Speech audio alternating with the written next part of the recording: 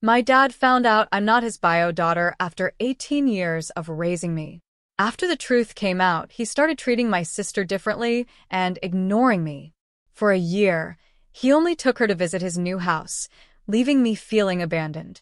It's been painful, especially after I learned from his wife that he no longer considers me his child. Now, I'm struggling to deal with the emotional toll it's taken on me. How do you cope when the person you've always called dad no longer sees you as family? 4 years ago, my world shifted in a way I never could have prepared for. I was 21, but it felt like the earth had been ripped from under me.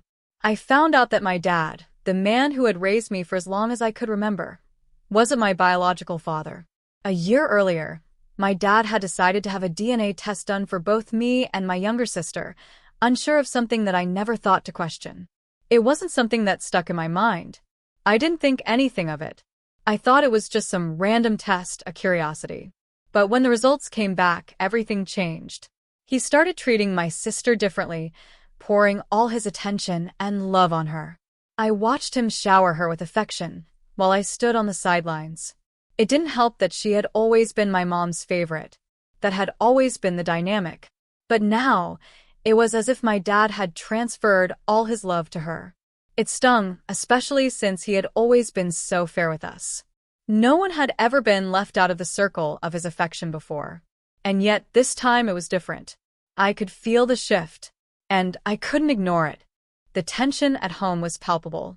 Even before my dad found out I wasn't his biological daughter, things weren't great. I had discovered his infidelities when I was just 12 years old, hidden away in the corners of our house, overhearing conversations that still haunt me to this day.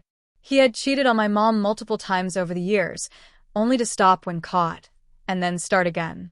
My mom, always the forgiving one, would take him back every time, as if nothing had happened.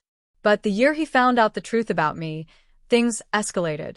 The fights between them became more frequent. The atmosphere in the house became colder, more tense. It was like a war was brewing behind closed doors. My mom would cry, and I'd listen from my room, confused and unable to do anything. I wasn't sure what triggered the change, but I couldn't help but feel the weight of it all.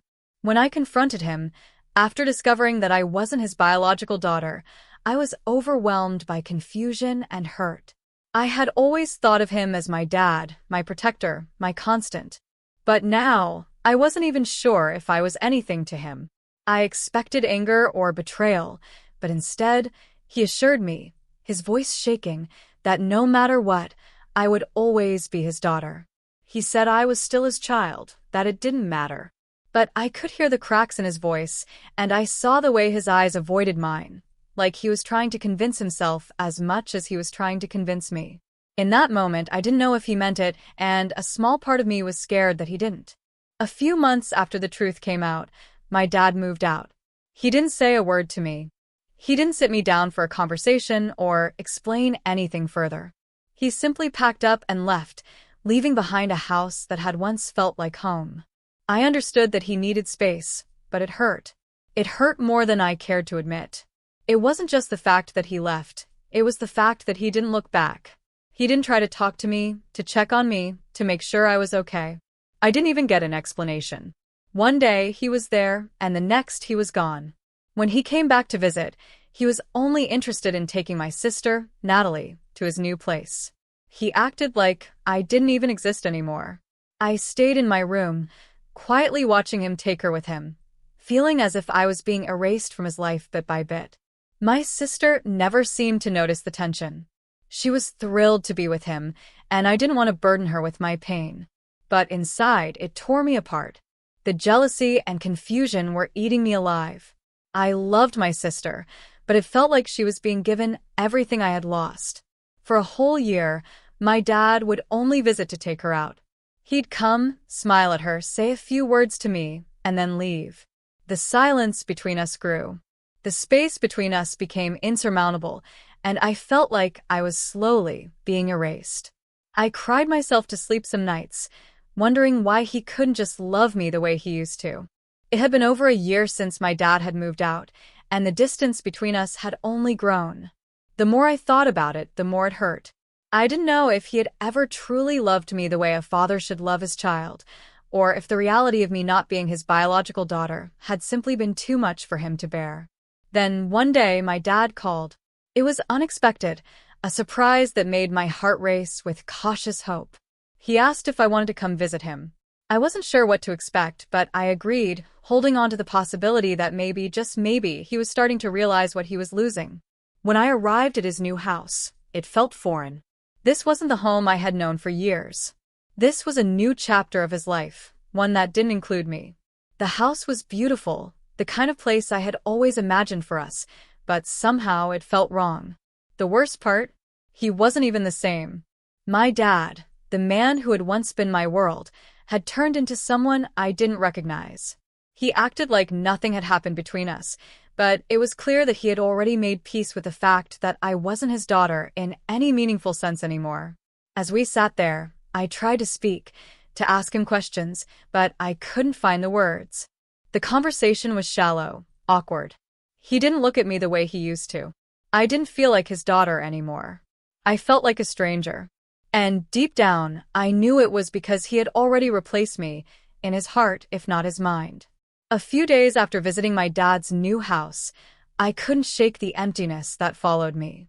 I had hoped that maybe things would be different, that somehow this visit would bring us closer. But it didn't. If anything, it only made the distance between us clearer. Then came the moment that truly crushed me. I was at his house again, this time for my sister's birthday. My dad had invited me to celebrate with him, but even now, I was unsure of the real reason. Was it because he truly wanted me there, or because it was just what he was supposed to do? It didn't take long for me to realize that it was the latter. We were sitting in the living room when my dad's wife, Jenna, introduced me to her sister. I had been chatting with the baby in my arms when Jenna casually referred to me as the auntie. The words hit me like a slap to the face. I froze, unsure if I had heard her right. But when she apologized, explaining that my dad had told her family that he only had one child, everything I had been avoiding came rushing to the surface. I wanted to scream, to demand answers, but instead, I just nodded. I told her I understood, though I really didn't. The pain was too much, but I knew I couldn't let her see it. I couldn't let anyone see the way this was breaking me. In that moment, the truth hit me with a sharp, cold clarity. He had replaced me. I wasn't his daughter anymore. I was the outsider, the forgotten child.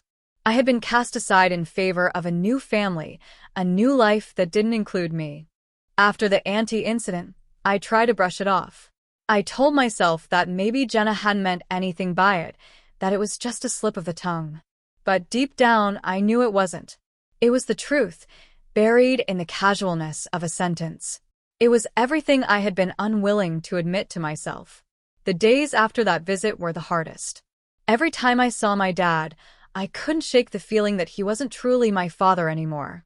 The promises he made, the words he said, they all felt hollow now. I remembered him telling me that no matter what, I would always be his daughter. But that was a lie, wasn't it? I had spent my entire life seeking his approval, wanting his love. And now it felt like he had cut me out of his life without a second thought. I wasn't just a daughter who wasn't his biologically. I was a stranger to him, someone he no longer cared for. I tried to tell myself that it didn't matter, that I could move on, but the hurt was too deep. The lies piled up, one on top of another. He had promised me so many things. The university tuition he never followed through on, the support he said he'd provide but never did.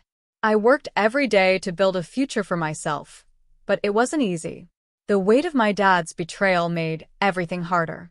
The hardest part, though, was seeing how easily he had replaced me.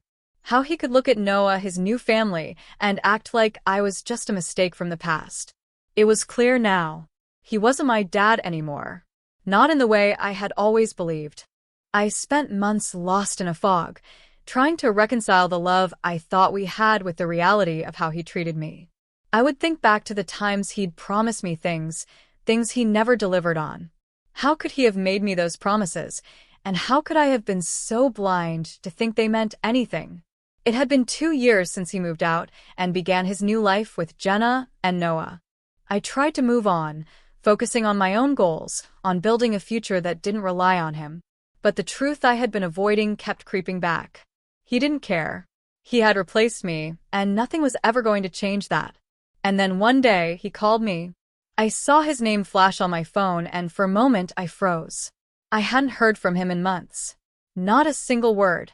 When I picked up, he apologized, saying he wanted to meet. I wasn't sure what to expect. Maybe he was ready to finally explain himself. Maybe he was feeling guilty for everything he'd put me through. But in my gut, I knew that wasn't the case. This wasn't going to be some grand reconciliation. It couldn't be. We met at a cafe, and as soon as I sat down across from him, I saw the difference. He wasn't the dad I knew. He wasn't even someone I recognized. His eyes were empty, distant. He looked tired, worn out, and I realized he had given up on us long ago. "I'm sorry," he said quietly. "I never meant to hurt you, but I don't know how to fix this." I stared at him, feeling nothing. The words didn't move me, didn't bring the closure I thought I wanted. The damage had been done, and nothing he said would change that. I had spent so long waiting for this apology, but now that it had come, it felt empty.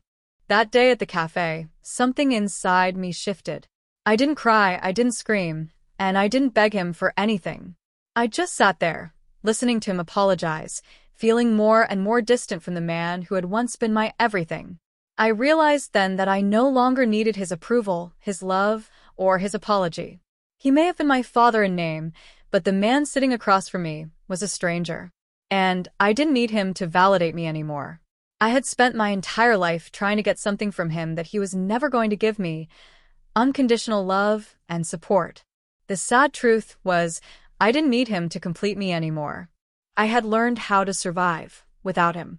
As I walked away from that meeting, the weight of everything he had put me through seemed lighter. It wasn't that the pain was gone. It wasn't even that I had forgiven him. But I had finally accepted the truth. He wasn't my father anymore, not in the way I had always believed. I threw myself into my own life. I worked harder, focused more on building a future that was mine alone. I didn't need to rely on him or anyone else for my happiness. It wasn't easy and it wasn't fast, but I was finally starting to feel like I was my own person, not defined by the past or by a man who couldn't love me the way I needed. I stopped wishing for his approval. I stopped seeking the fatherly affection that would never come. I realized that the only approval I needed was my own, and the only love I needed was the love I gave myself. In the end, I found peace, not in the form of reconciliation, but in the form of self-acceptance. I could finally move forward, free from the chains of his neglect, and build a life that was mine to control. How do you cope when the person you've always called dad no longer sees you as family?